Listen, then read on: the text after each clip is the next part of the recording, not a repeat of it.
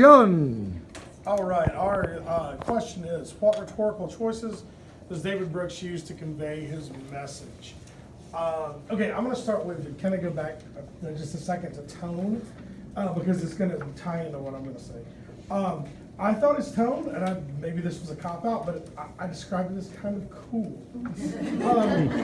I felt he was somewhat, I mean, he does get a little bit more emotional toward the end, but not a lot. I didn't think. I thought he was kind of stoic and controlled, detached, self-possessed. He obviously has a lot of knowledge, which he brings out, but it's kind of, he's passionate, but it's in a guarded kind of way, and that's where I want to talk about his style. His use of like this to express kind of maybe even, I guess he realized it, kind of using guarded language throughout to express a kind of cool.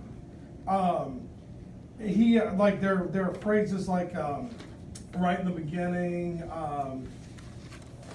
He talks about there being a decent chance, and then he also later on says perhaps, and then as far as anybody can tell, and then at the very end, talking about wokeness, it remains to be seen. I mean, there is, if that's not kind of not putting your heart on your sleeve and not putting kind of all your eggs into one basket, but hedging your bets a little bit and being detached, I don't know what is. And I just thought that was a really subtle aspect of his style. You can tell, I mean, I was doing a little research on it. The guy does a lot of research on cool and likes cool. And there's almost a very coolness in his style. So that's kind of, that's like, kind of building off of what you said about how it's like it will remain to be seen. I feel like he's almost like putting the ball in the reader's court, especially with that second to last paragraph. He's really contrasting. Cool was detached, but being a social activist is woke. Cool was like you doing you. Woke is we're working together. So like he's kind of attributing all of the positive things. Like I want to be an activist. I want to be a collective individual. I want to work for the better good. Therefore, I need to be woke, not cool. So it almost feels like he's putting that onto the reader. Like I haven't seen it yet. Are you going to show it to me? Oh my goodness. Yeah, I was kind of thinking along your lines, but just a little bit different with that. Yeah, I think to your point, he does remain kind of cool throughout, but there is, as the last group was talking about, this like kind of tone shift to like this sense of urgency and questioning. So I think it's interesting how in the beginning, I think he starts nostalgic, he starts with that kind of cool demeanor, but by the end, he's using more intense, urgent words like disgusted, rot pervading, things like that. So justifiably. right. So not that he's losing his cool, so to speak, but I think there's more of like there's a clear urgency that perhaps he views this like the state of coolness in America as more problematic. I think it's really interesting that even the title says how cool works in America today, and yet he doesn't really draw upon modern examples of cool. He draws upon the woke, or woke seeming culture, and yet it's supposed to be how cool works in America today. There's so much appeal to nostalgia with all of these old cool factors and not a lot of emphasis on the detached coolness. I'm surprised he didn't bring up like Melania Trump's jacket, when she wore the "I really don't care, do you?" Like that's detached. Like that is, the opposite of woke. Like not knowing what's going on, and yet doesn't really provide any of those examples. So I thought that was really interesting, and I wonder if it detracts from the message or if it does add to the message by not providing that. As I was going through this, just looking at not even ethos, pathos, and logos, but I think the whole article in itself is a giant antithesis. I mean, when you're comparing the two ideas, I was looking at the sentence, where is it? And I didn't highlight it, but it was basically saying, when you you have one thing and then you have another. You have mysterious, and then, you've got the other side of flip the coin. If you look at all the sentences in here, the whole article is written like that. That's kind of why I thought, piggybacking on what you said, that he kind of remained aloof a little bit, even though there was more of those urgent words at the end. But that really kind of stood out to me to the style of the. So think how the author really drives in the urgency of, being woke with a lot of allusions to really famous people, names that people recognize, this paragraph, it took, Trayvon Martin for people to care. It took these things to happen, and I think that is his very subtle way of kind of driving in his very subtle opinion.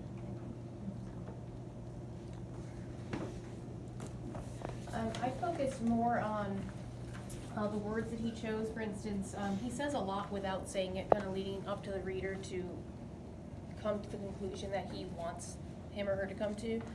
For instance, in the bottom paragraph on the second page, he uses cultural movement versus consumer aesthetic, almost using cultural meaning like a group think, like it used to be people just organically did things, but now consumer aesthetic, very social media driven.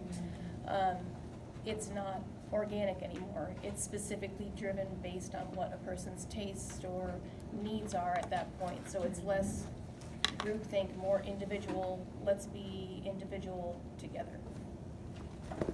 I think that goes right to when he talks about the interview with Dinnerstein and asks Dinnerstein if cool is dead.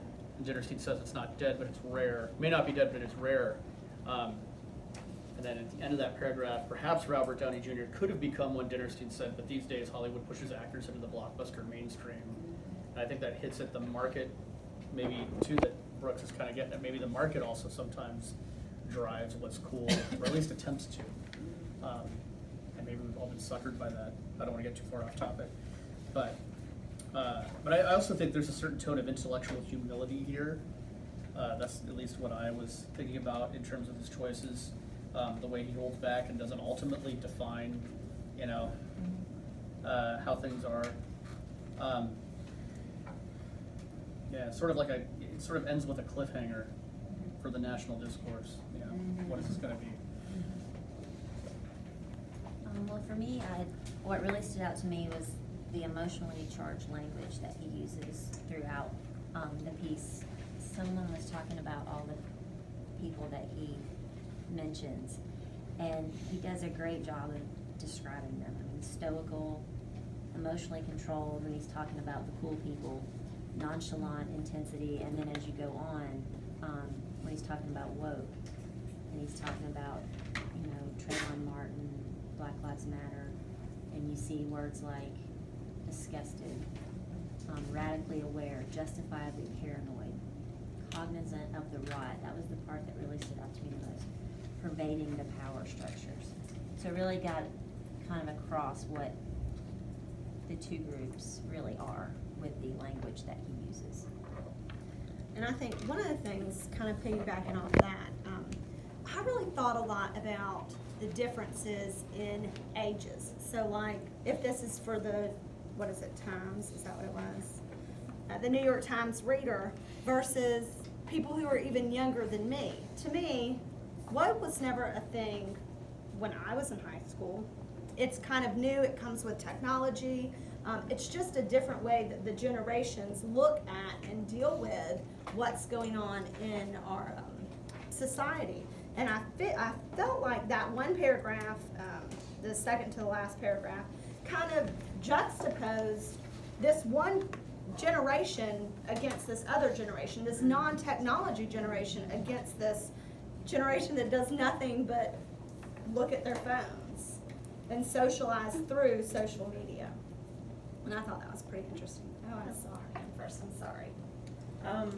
That goes to, in the differentiation between the ages, I think he's also kind of calling out perhaps his own generation to say that cool became, he says, morally ambiguous, and because of its detachment was less effective, and therefore kind of acknowledging the mantle being passed to a younger generation that might embrace differences and mark, essentially what he says, mark what is unacceptable. And to me it was interesting that he included the right-wing wokeness because I think that's sort of designed to be his nod to say, careful who's woke, because any side can be woke, and if you're not woke in response, then they're gonna steamroll right over you, whatever side you happen to be on, so. I think it's interesting that he chose to start with, you know, if you grew up in the 20th century, because that speaks directly to the audience of who's probably going to be reading the New York Times. I mean, the whole end of it is about being woke, and he could have started with that because that's, you know, the bigger idea in it, but instead he, you know, to appeal to his audience, he's starting, if you grew up in the 20th century, you know, you've heard of these people, so. Had a similar thought. He starts with naming all of these people that an older generation would be familiar with, and then comes around to, but this is what woke is. Like you pointed out, an older generation may not know what woke is. It's not a term they're familiar with outside of what teenagers may say, and the author is making the point. But it's important that you know, because what you know as cool has become ambiguous. So it's almost like, I'm gonna draw you in with people you know, then you're gonna trust me, and because I know these people too, and now I'm telling you what's valuable information. Sorry. I wasn't ready. All right. Can we come back to the Kid Rock illusion? Because sorry, I don't like to dwell on Kid Rock for too long. But so all the people he references in the first paragraph obviously are cool. Bogart's cool. Lester Young is cool. You know, and then I just think it's interesting that the one